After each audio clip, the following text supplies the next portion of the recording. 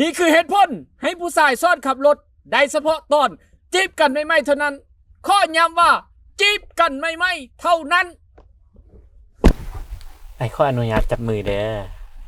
ได้ติได้เลยอันนี้มันเกียร์เด้อเกียร์จับแน่นๆมือแรงไปเข้าเกียร์อายุห้องบ้าเยอะ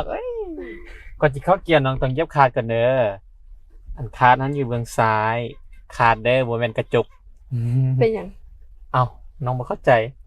ขาดกับกระจกขาดเกาะย่านดี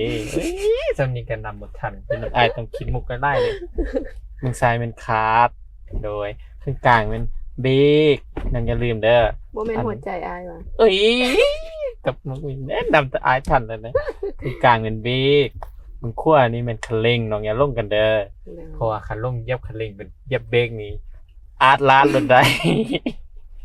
ไปบ่หยุดรถได้โดยอันนี้เกียร์น้องกำแน่นๆน้องเบิ่งตำเล็กนี่เด้อตอนนี้เล็กว่างถ้าน้องอยากหัวว่างหรือบ่ว่างหั่นน่ะให้ถามเบิ่งว่าสุดบ่แฮ่จริงแล้วเนาะอย่าลืมเหยียบคาบแต่ละเทื่อก่อนที่ใส่เล็กนี่จริงแล้วเนาะต่อไปให้น้องมาลองเลย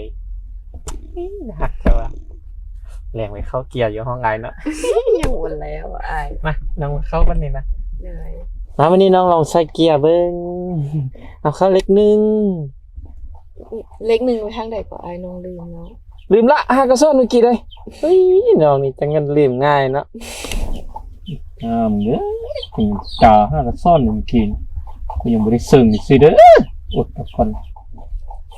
เล็กนึงไปทางนี้น้องจริงแล้วติเล็กซ่องมันลงมาเล็กซ่ามันอยู่ข้างกลางขึ้นไปเล็กสี่กับถอยเล็กห้ากับขึ้นนี่เล็กถอยอย่างนี้ทำมาได้อย่ามากินเด้ออย่ามากินทำไปก่อนตีเอาซ้ำได้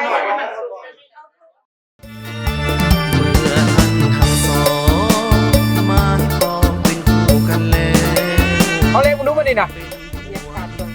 เย็บขาดก่อนละหน่อยเข้าเลยก็ได้เป้าอีกเท่ากับมันจะมาทำเย็บขาดอย่างว่าก่อนที่ใส่เล็กนะใส่มานี่นะเล็กหนึ่งเล็กหนึ่งมาจื้อนะกันยังว่าไปทางซ้ายแล้วกันเย็บขาดก่อนกันเย็บขาดก่อนละหน่อยเข้าเลยก็ได้บอสติดเที่ยวมาจื้อมาจำเย็บขาดก่อนเข้าเลยวันนี้เย็บขาดแล้วนะเล็กหนึ่งไปทางใดก็ไปทางนั้นฮะแหละซ้อนจากเสื้อเหรอเล็กหนึ่งก็ไปทางนี้แล้วก็ยูขึ้นถึงอย่างว่าเล็กหนึ่งเล็กสองมาดินะก็เอาลงแล้วเนาะตามเลขวันนี้ตามบอสเบิ้งเต้บอสเยอะครับให้เบิ้งนี้หนึ่งอยู่นี่ซ่องอยู่นี่ซ้ำนี่สี่ห้าอยู่นี่เล็กว่ามันคือกลางนี่อยู่เล็กสามเล็กสี่นี่อยู่ระหว่างกลางนี่เข้ามึงดูเล็กสามมาดินะจะได้เล็กสี่ก็หักลงเลยเบิ้งหน้า50แตกยังไม่เคยเห็นสิจับที่สี่จับจังได้กาไดเล็กห้ามานี่เล็กถ้อยมานี่เข้าเลยโอ้